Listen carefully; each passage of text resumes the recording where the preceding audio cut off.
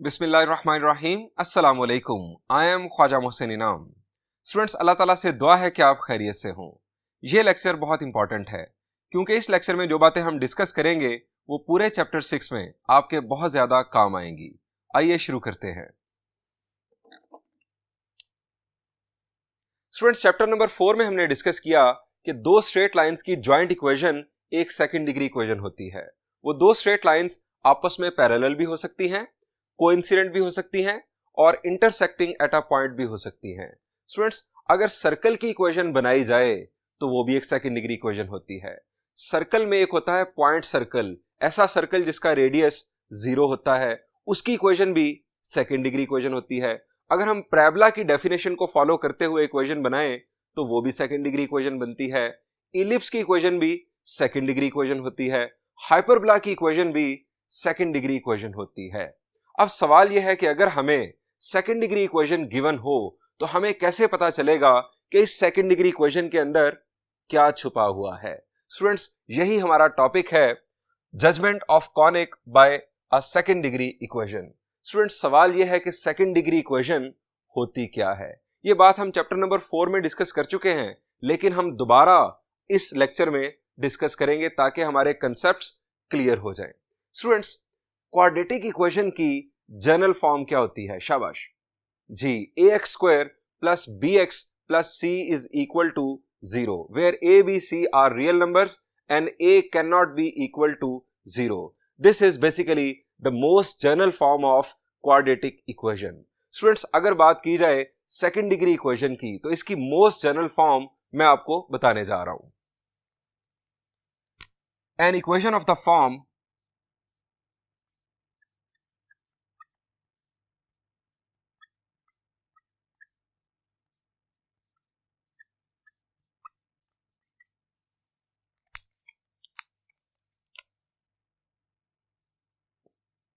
ax² plus 2hxy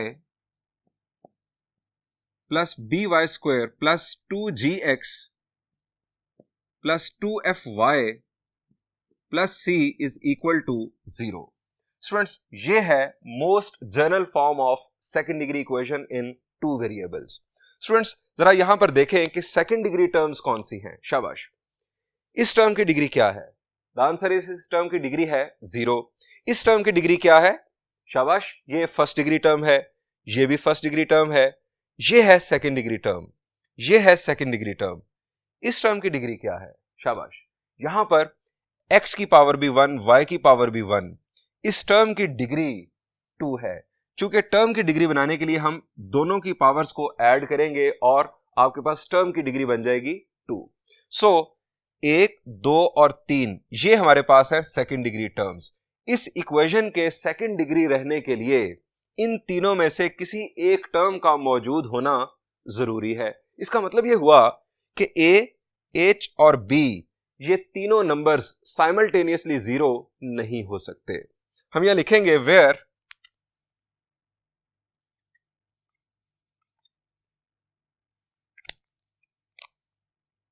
a, h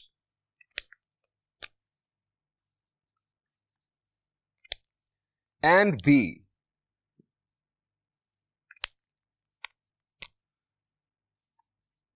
are not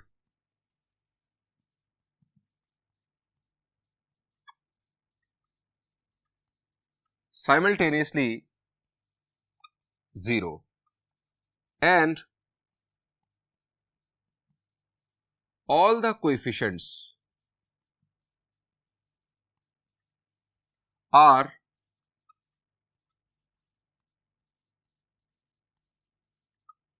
real numbers.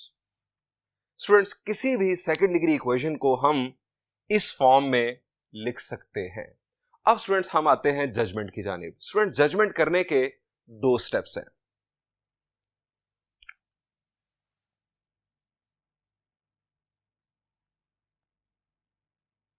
Step number 1, evaluate the determinant.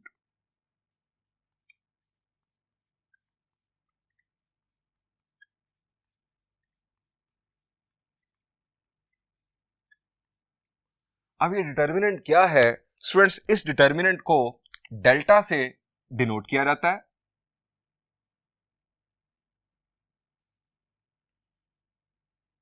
First row में आप x वाली terms के coefficients लिखते हैं। X वाली टर्म के कोएफिशिएंट ए, एच और जी।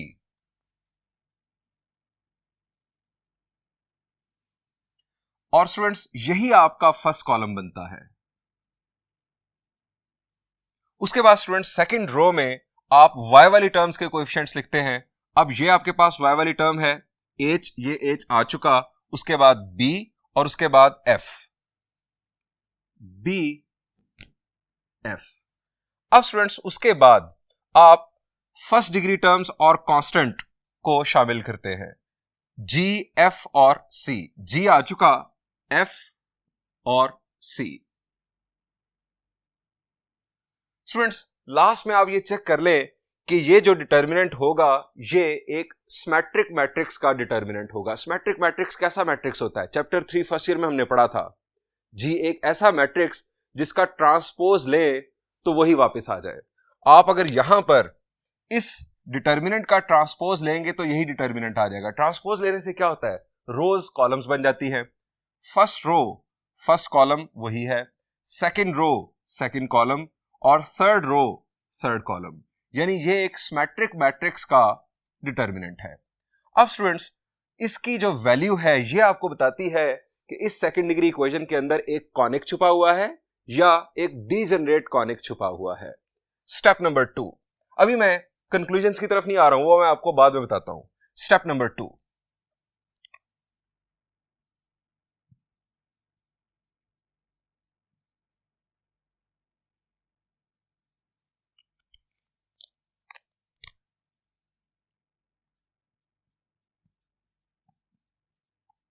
evaluate the discriminant।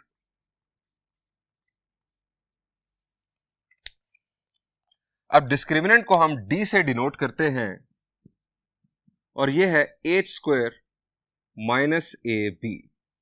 Students first step ये डिसाइड करता है, ये आपको बताता है कि सेकंड डिग्री इक्वेशन के अंदर कॉनिक है या डीजनरेट कॉनिक है, और सेकंड स्टेप से हमें ये पता चलता है कि कॉनिक कौन सा है या डीजनरेट कॉनिक कौन सा है। आइए स्टूडेंट्स अब आपको कंक्लूजन्स बताता हूं।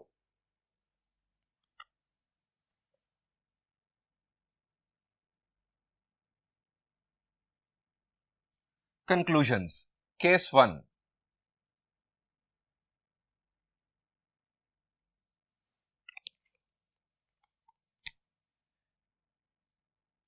if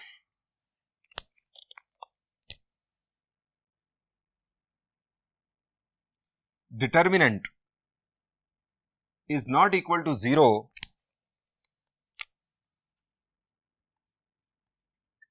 then it will be a conic. That is to say, a circle, ellipse, parabola और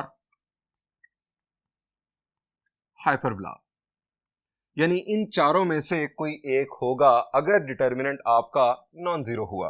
अब इन चारों में से क्या होगा यह अब आपको बताता हूं। Number 1,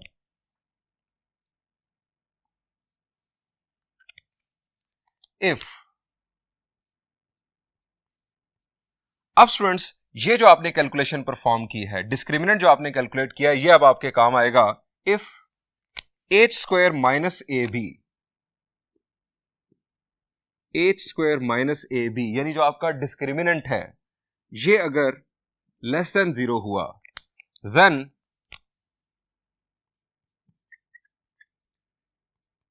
it will be a circle और एलिप्स। अब आप सोचेंगे कि सर फैसला तो नहीं हुआ, सर्कल या एलिप्स अभी भी मशकूक है।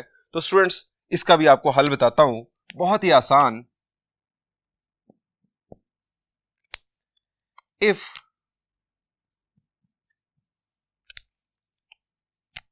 h will be zero. h zero होने का मतलब यह है कि सेकंड डिग्री इक्वेशन के अंदर प्रोडक्ट एक्स वाई टर्म मौजूद ना हो। अगर h जीरो हो एंड इसके साथ दूसरी चीज कंबिनेशन में, अगर h जीरो हो और उसके साथ a बराबर हो b के, यानी एक्स स्क्वायर का कोएफिशिएंट और वाई स्क्वायर का कोएफिशिएंट बराबर हो, then it will be a circle. Then it will be a circle. Otherwise, it will be an ellipse. Otherwise, it will be an ellipse.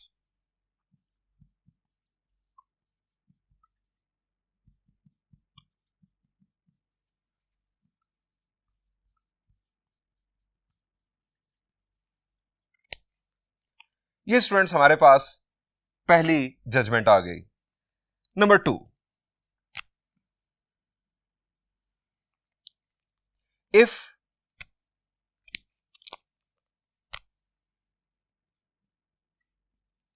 h square minus ab,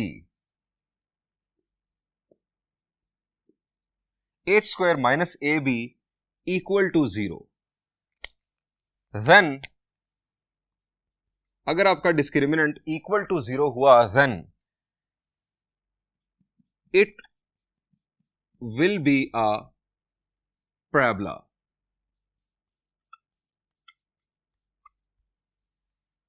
Number 3, if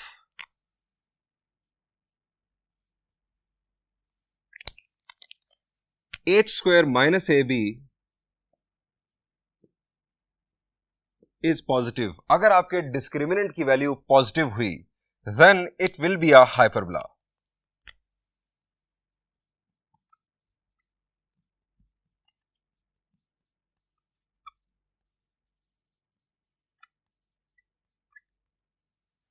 अब students एक और आपको बात बताता हूं कि circle की equation में प्रोडक्ट एक्स वाई टर्म हो नहीं सकती। अगर एलिप्स, पैराबोला और हाइपरबोला की इक्वेशन में प्रोडक्ट एक्स वाई टर्म मौजूद हो, तो ये समझ जाएं कि वो एक रोटेटेड पैराबोला या रोटेटेड एलिप्स या रोटेटेड हाइपरबोला होगा। आइए स्टूडेंट्स अब बढ़ते हैं केस 2 की जानिब, यानी जब हमारा जो डिटर्मिनेंट है, ये जो डिटर्मिनेंट है ये जीरो हो।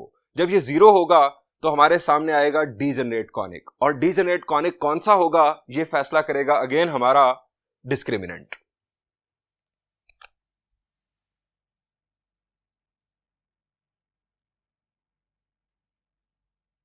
Case 2, if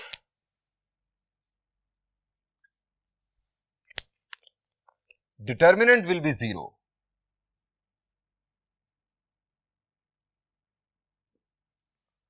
then it will be a degenerate conic.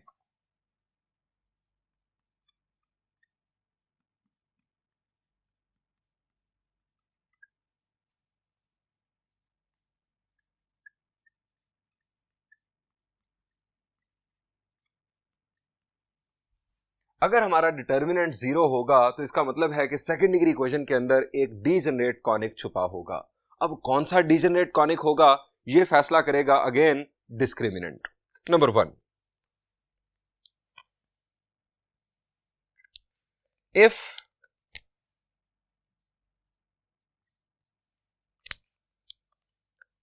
h square minus ab will be negative, अगर डिस्क्रिमिनेंट की वैल्यू नेगेटिव आ गई, then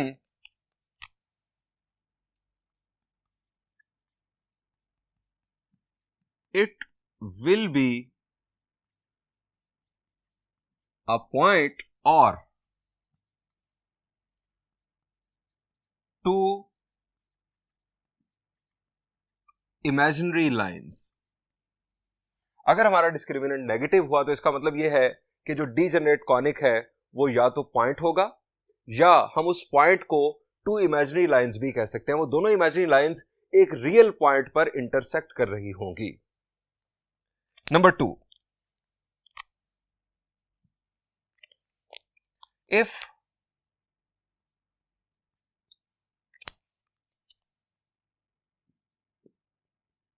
H square minus A B equal to 0, अगर हमारा डिस्क्रिमिनेंट 0 आ गया then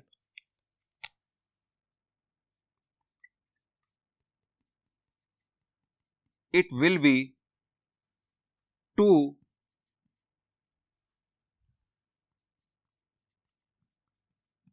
parallel lines or two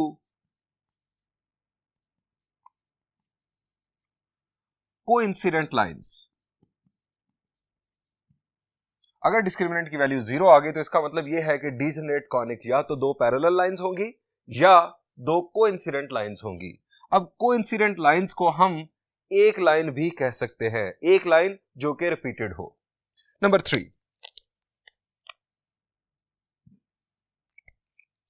if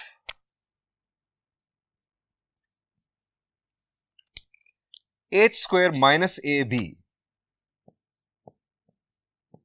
discriminant की value अगर positive हुई then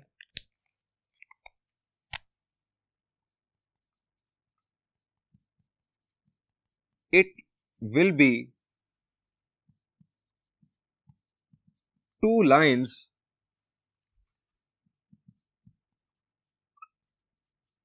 intersecting at a point. Students, इन दोनों केसेस के अंदर जो लाइंस होंगी वो रियल होंगी, इमेजिनरी लाइंस सिर्फ और सिर्फ फर्स्ट केस में होंगी। स्टूडेंट्स, ये हमारे जजमेंट के पॉइंट्स हैं। स्टूडेंट्स, एक बात यहां पर मैं आपको दोबारा से बताना चाहता हूं जो कि यहां पर मुझे ख्याल नहीं रहा, मैं आपको फर्दर क्लियर कर दूं कि स्टूडेंट्स, सर्कल होने के लिए ये दोनों कंडीशंस सेटिस्फाई होनी चाहिए। एच की वैल्यू 0 होनी चाहिए और ए और बी को आपस में इक्वल होना चाहिए। अगर इन दोनों में से कोई एक कंडीशन भी सेटिस्फाई ना हुई तो फिर इलिप्स होगा, सर्कल नहीं होगा। आइए स्टूडेंट्स, अब कुछ सेकंड डिग्री इक्वेशंस हम कंसीडर करते हैं एग्जांपल्स के तौर पर और उन पर ये जजमेंट परफॉर्म करके प्रैक्टिस करते हैं।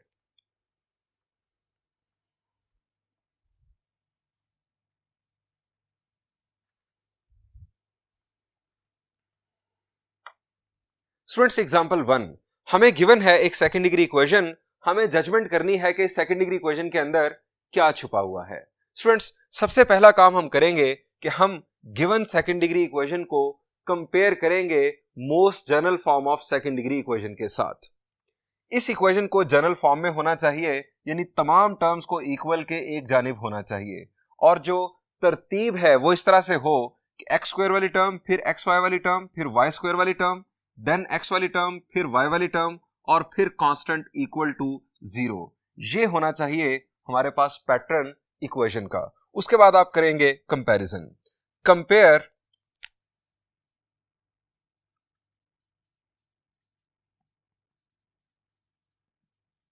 The given equation with general form. अब जनरल फॉर्म है हमारे पास ax square plus 2hxy plus by square plus 2gx plus 2fy plus c is equal to 0। अब स्टूडेंट्स, इसके साथ हम करेंगे इसे कंपेयर। यहां से हमें a की वैल्यू मिल रही है 4,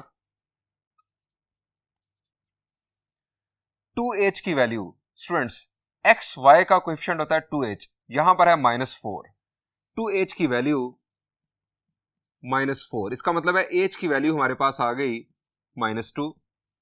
उसके बाद y स्क्वायर का कोएफिशिएंट होता है b की वैल्यू आ गई 7। उसके बाद x का कोएफिशिएंट होता है +2g, x की वैल्यू आ गई 2g की वैल्यू आ गई 12 और g की वैल्यू यहां से आ गई 6। y का कोएफिशिएंट होता है 2f, y का कोएफिशिएंट यहां पर है 6, 2f की वैल्यू आ गई 6, f की वैल्यू यहां से बन गई 3 और कांस्टेंट -9। स्टूडेंट्स, इन वैल्यूज को बेस बनाकर हम डिटर्मिनेंट इवैल्यूएट करते हैं।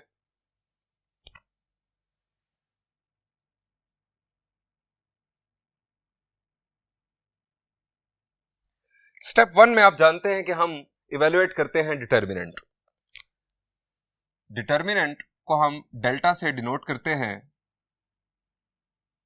इसकी फर्स्ट रो और फर्स्ट कॉलम हमारा होता है A H G.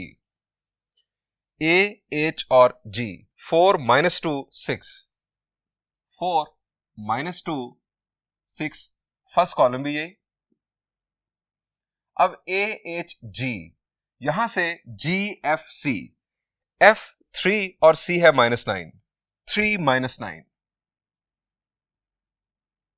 Third row अगर ये है तो थर्ड कॉलम भी यही होगा, क्योंकि ये एक सिमेट्रिक मैट्रिक्स का डिटर्मिनेंट है, ऐसा मैट्रिक्स जिसका ट्रांसपोज लिया जाए तो वही वापस आ जाता है। ये हमारे पास थर्ड रो है, थर्ड कॉलम भी यही होगा। यहां पर आ गया 3, 6 3 - 9, 6 3 - 9। अब यहां पर आपके पास आएगा बी, दैट इज 7। इस डिटर्मिनेंट को स्टूडेंट्स हमें इवेल्युएट करना है। डिटर्मिनेंट को इवेल्युएट करना आपने चैप्टर नंबर 3 फर्स्ट ईयर में सीखा है। हम किसी भी रो या किसी भी कॉलम से एक्सपैंड कर सकते हैं।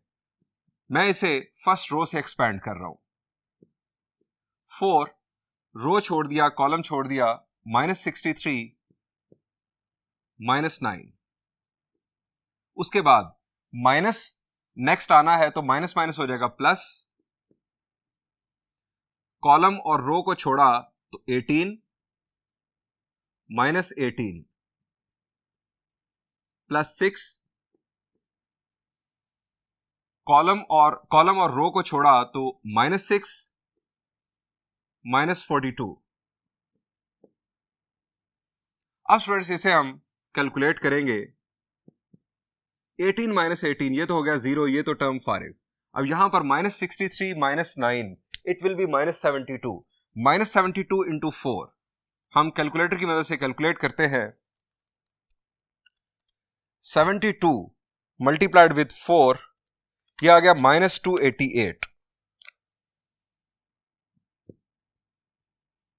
उसके बाद स्टूडेंट्स -6 -42 इज -48। -48 मल्टीप्लाई होगा 6 के साथ, ये आ गया हमारे पास -288। क्या स्टूडेंट्स ये 0 है? The answer is no, this is not equal to 0। हमें सिर्फ यही जज करना था, हमें देखना था कि डिटर्मिनेंट 0 है या नहीं। अब डिटर्मिनेंट नॉन जीरो है, इसका मतलब है कि इस सेकंड डिग्री इक्वेशन के अंदर एक प्रॉपर कॉनिक छुपा हुआ है। अब इसके अंदर क्या हो सकता है स्टूडेंट्स? इस इक्वेशन के अंदर प्रोडक्ट एक्स वाई टर्म मौजूद है, इसका मतलब है कि सर्कल तो नहीं हो सकता। सेकंड डिग्री इक्वेशन में अगर प्रोडक्ट एक्स वाई टर्म मौजूद हो तो याद रखें कि सर्कल कभी नहीं हो सकता। अब 3 ऑप्शंस रह गए, एलिप्स, पैराबोला और हाइपरबोला। स्टूडेंट्स इनकी जजमेंट हमारी होगी डिस्क्रिमिनेंट की मदद से। अब डिस्क्रिमिनेंट कैलकुलेट करते हैं। स्टेप नंबर 2,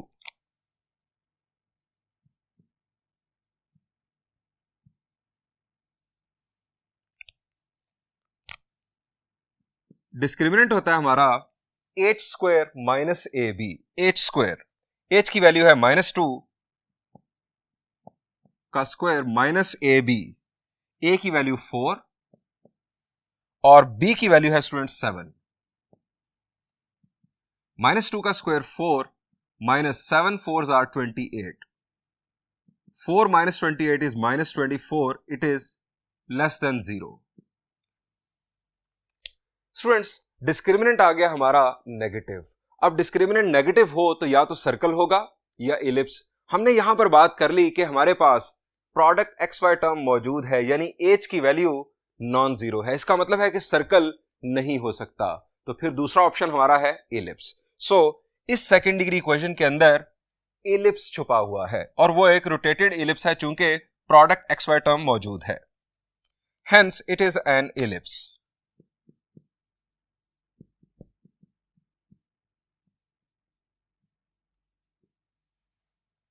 बढ़ते हैं स्टूडेंट्स एक और एग्जाम्पल की जानिब। ये स्टूडेंट्स हमारे पास अगेन एक सेकंड डिग्री इक्वेशन गिवन, बिल्कुल उसी तरह से अगेन हम इसे कंपेयर करेंगे अपनी most general form of second degree equation के साथ। Compare it with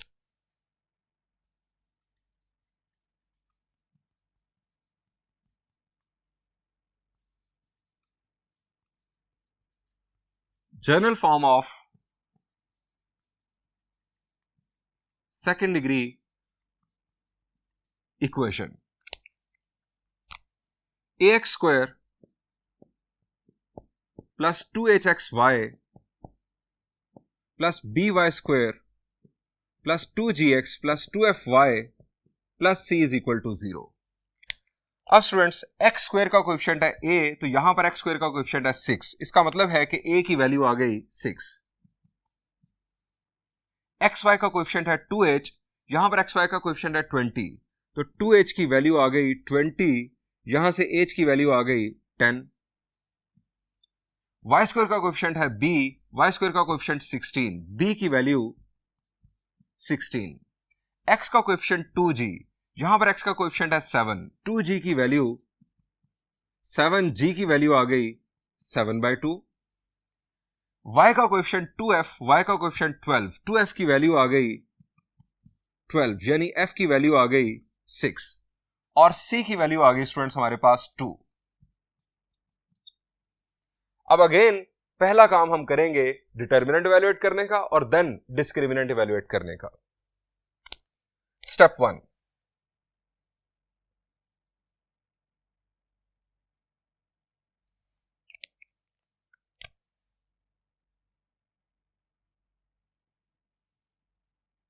first row और फर्स्ट कॉलम है हमारा AHG 6, 10 और 7/2, 6, 10, 7/2।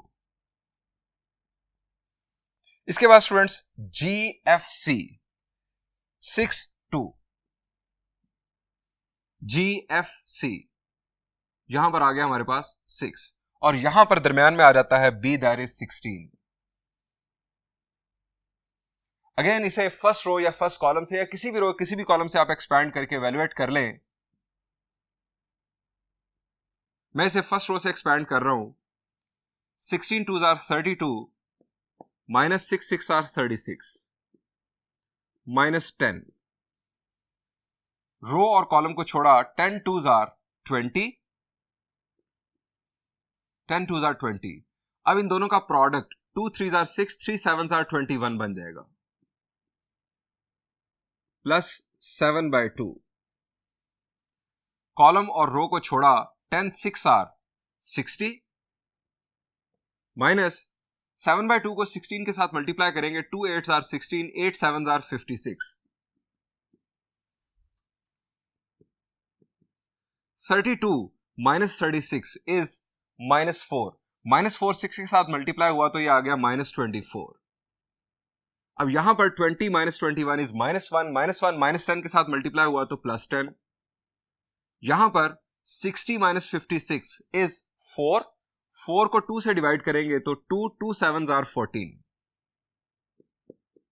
अब 14 plus 10 is 24, 24 minus 24 is equal to 0। Students हमारे डिटर्मिनेंट के 0 आने का मतलब यह है कि इस सेकंड डिग्री इक्वेशन के अंदर एक डीजेनरेट कॉनिक छुपा हुआ है। हम यहां लिखेंगे it is a degenerate conic.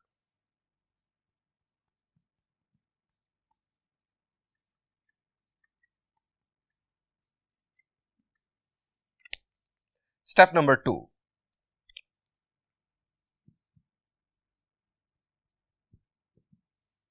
अब हम डिस्क्रिमिनेंट इवैल्यूएट करेंगे, that is h square minus AB। h square 10 square minus AB, a की वैल्यू 6 और b की वैल्यू स्टूडेंट 16। 10 का square 100 minus 16 6 are 96। 100 minus 96 is 4, that is positive. Students discriminant की value आ गई हमारे पास पॉजिटिव। ये बात हमने पहले देख ली कि ये एक डीजेनरेट कॉनिक है। डिस्क्रिमिनेंट अगर पॉजिटिव आ गया तो कौन सा डीजेनरेट कॉनिक है? The answer is 2 intersecting lines, और ये इंटरसेक्टिंग लाइंस रियल होंगी और एक पॉइंट पर इंटरसेक्ट कर रही होंगी।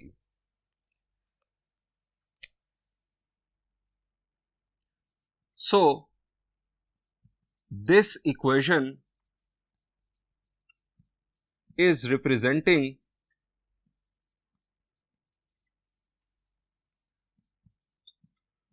two real lines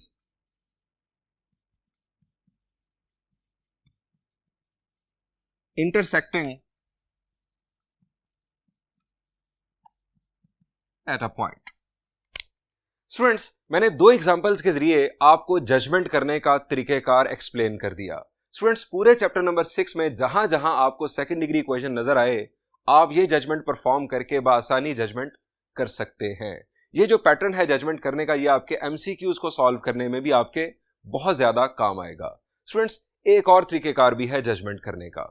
स्टूडेंट्स, उस तरीकेकार के अंदर हमें एक general form second degree equation की दी जाती है कि जिसके अंदर प्रोडक्ट एक्स वाई टर्म मौजूद नहीं होती, और हमें यह भी बता दिया जाता है कि इस सेकंड डिग्री इक्वेशन के अंदर एक कॉनिक ही छुपा है, यानी सर्कल, एलिप्स, पैराबोला और हाइपरबोला, इन चारों में से हमें जजमेंट करनी होती है। स्टूडेंट्स, ये जजमेंट हम कैसे परफॉर्म करते हैं, आइए आपको एक्सप्लेन करता हूं।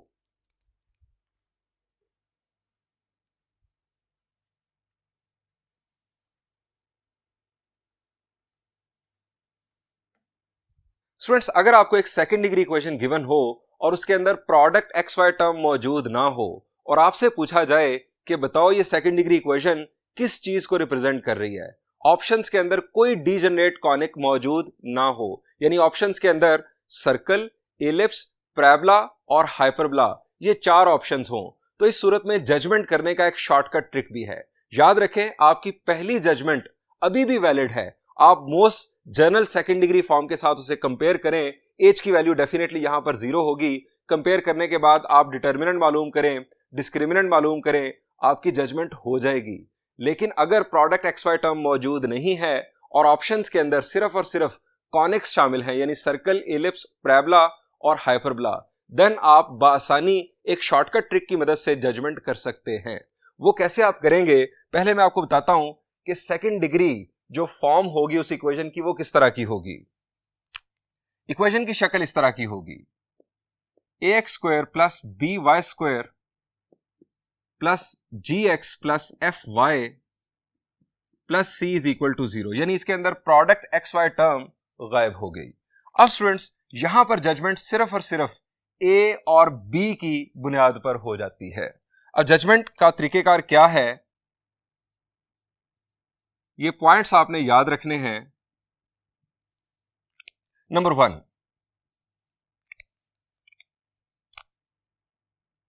If a is equal to b, अगर x स्क्वायर और y स्क्वायर के कोएफिशिएंट्स बराबर हुए तो इस सूरत में सेकंड डिग्री इक्वेशन सर्कल को रिप्रेजेंट कर रही होगी। Then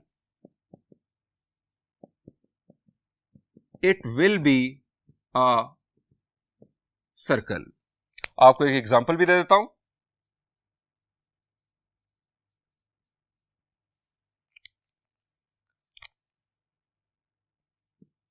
three X square plus 3y square. अब स्टूडेंट्स, रिमेनिंग टर्म्स आप लिखें ना लिखें, जो मर्जी लिखें, ये सर्कल ही बनेगा। Plus 4x plus 3y minus 7 is equal to 0। X square और वाई स्क्वायर के कोएफिशिएंट्स बराबर हैं तो ये सर्कल है। Number 2, if a is not equal to b and have same signs, अगर a और b यानी x स्क्वायर और y स्क्वायर के कोएफिशिएंट्स बराबर ना हो लेकिन इनके साइंस सेम हो, यानी या तो दोनों पॉजिटिव हो या दोनों नेगेटिव हो, तो इस सूरत में जो कॉनिक होगा वो एलिप्स होगा। then it will be an ellipse। इसकी भी एग्जांपल आपको देता हूं।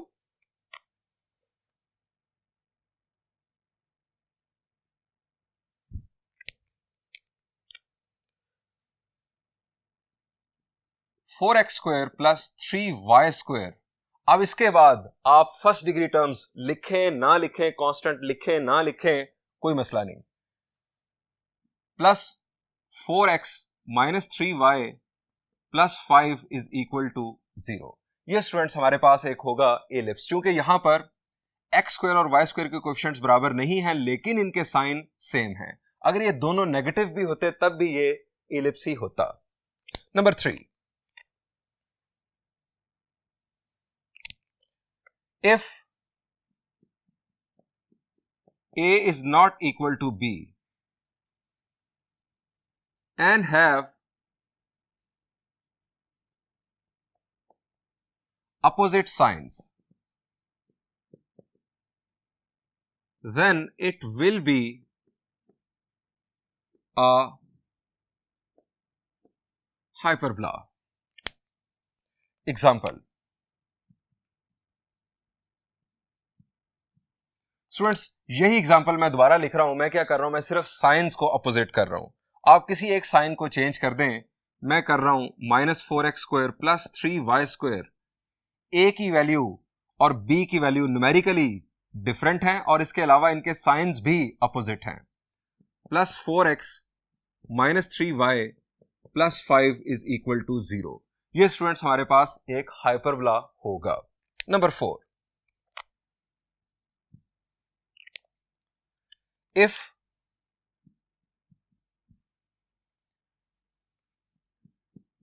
A is equal to 0 और B is equal to 0, अगर A 0 हो या B 0 हो, दोनों में से कोई एक 0 हो, तो इस सूरत में पैराबोला होगा. Then it will be